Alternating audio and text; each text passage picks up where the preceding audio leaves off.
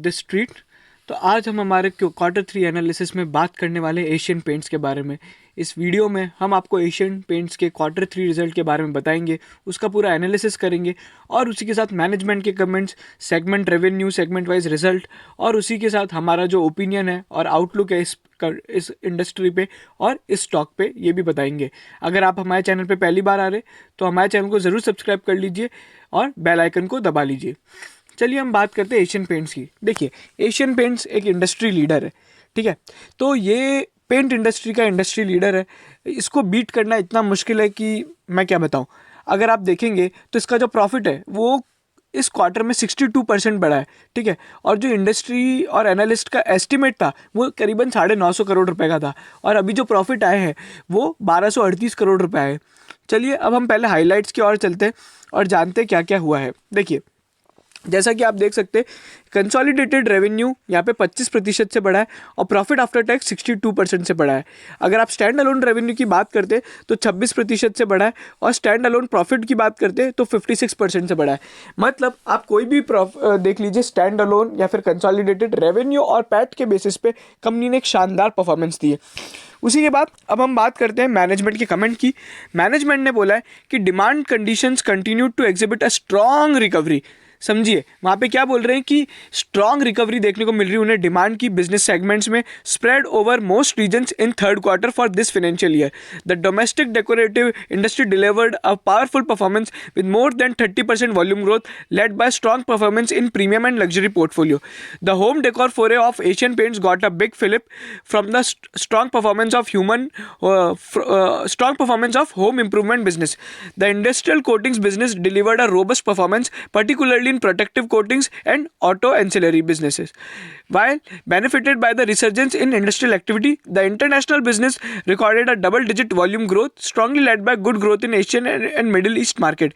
Profitability across the business has been well supported by a good sales mix and some excellent work in cost optimization and sourcing measures, pursued strongly through innovation program.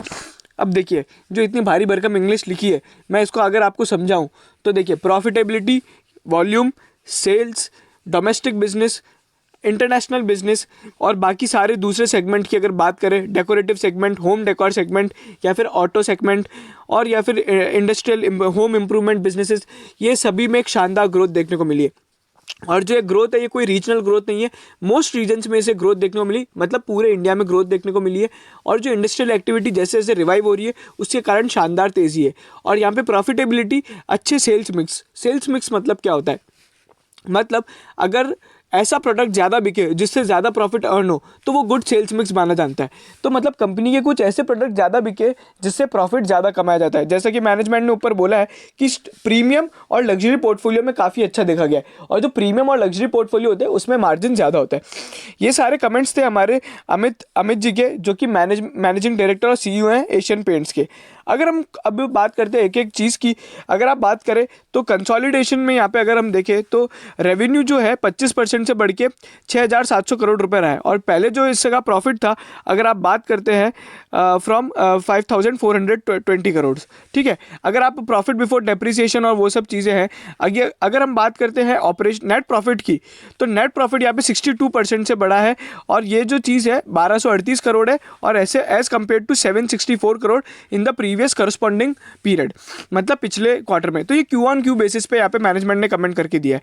अगर हम बात करते हैं 9 months की, तो 9 months में भी 9 months का जो फिगर है, revenue from operation decrease 3.3% to 15,000 crore from 15,575 crore.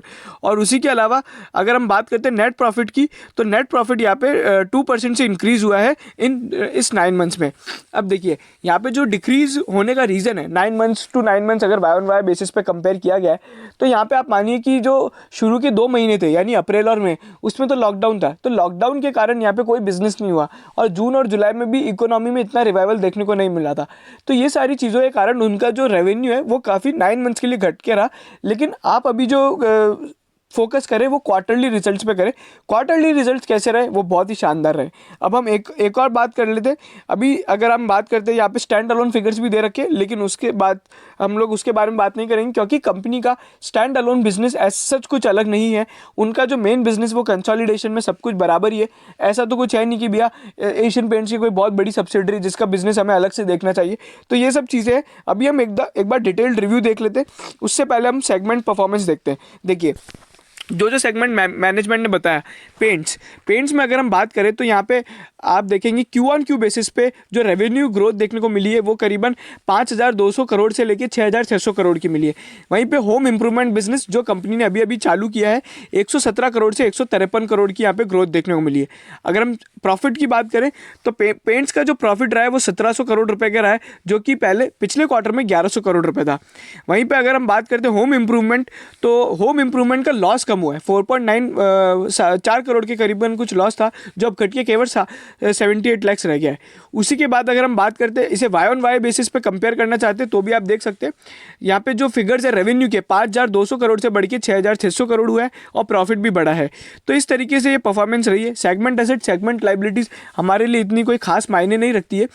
उसी के साथ अगर हम बात करते हैं अभी डिटेल्ड रिव्यू की, देखिए डिटेल फिनेंशियल स्टेटमेंट में हम सबसे पहले देखेंगे ईपीएस। अगर आप देखना चाहते हैं ईपीएस कंपनी का, तो नीचे बिल्कुल यहाँ पे अनऑडिटेड जो फिनेंशियल स्टेटमेंट है, जो इनका ईपीएस है 12 रुपये का है, और अभी जो प्राइस चल रहा है करीबन 2700 रुपये चल रहा है।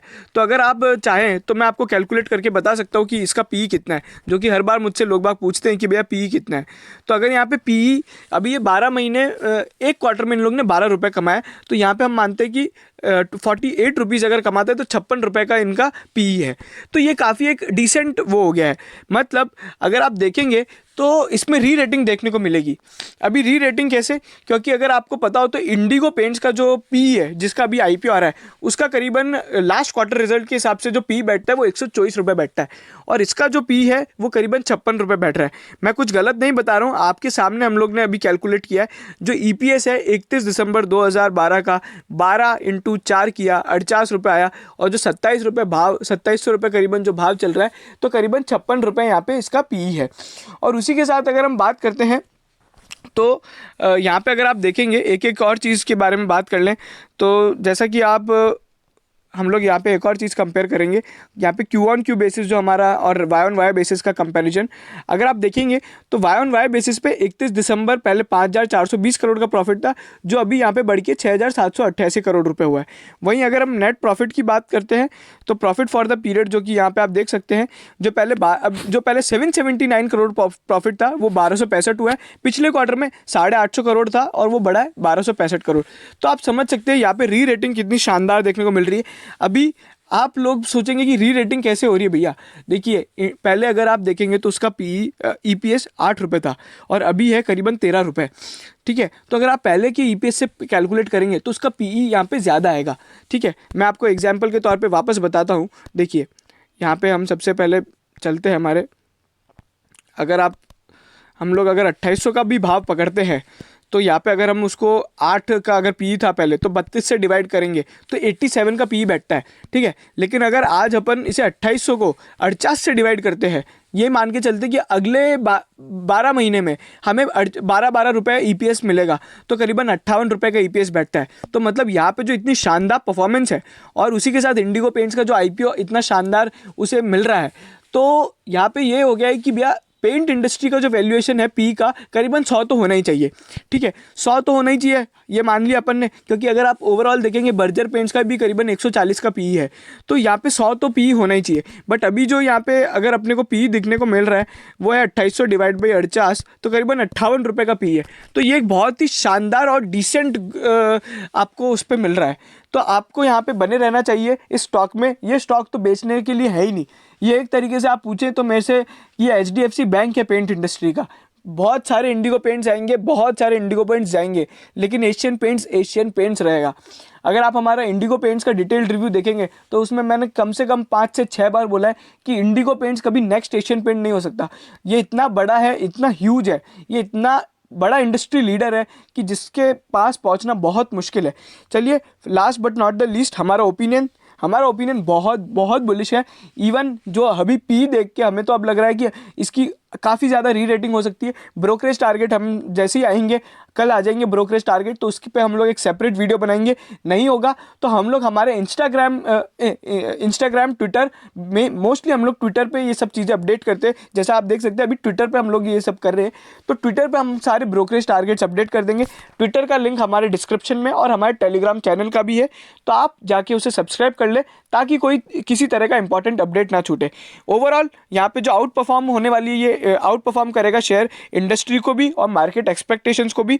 रियल एस्टेट डिमांड यहाँ पे पिकअप हो रही है। तो यहाँ पे जो की इवेंट है वो है बजट। अभी बजट की इवेंट कैसे हुआ एशियन पेंट्स के लिए, देखिए बहुत सारी बातें चल रही रियल एस्टेट को रिवाइव करने के लिए। अगर बजट में कुछ रियल एस्टेट के लिए पॉजिटिव अनाउंसमेंट आता है तो यहाँ पे एशियन पेंट्स एक ऐसा स्टॉक होगा जो बाकी रियल एस्टेट कंपनीज के अलावा एक ऐसा स्टॉक है, ये एशियन पेंट्स और एक अल्ट्राटेक सीमेंट, ये बहुत ज़्यादा चलने वाले। तो उसी के साथ हमारा जो शॉर्ट टर्म टारगेट है 2850 है और लॉन्ग टर्म टारगेट हमारा 3000 रुपये रहेगा इस साल के लिए। ये वीडियो यही खत्म होता है। अगर आपको पसंद आया हो तो लाइक कीजिए, शेयर कीजिए हमारे चैनल को और सब्सक्राइब ज़रूर कीजिएगा हमारे चैनल को और शेयर कीजिए हमारे वीडियो सभी एशियन पेंट्स के शेयर होल्डर्स के साथ। आपका बहुत बहुत धन्यवाद।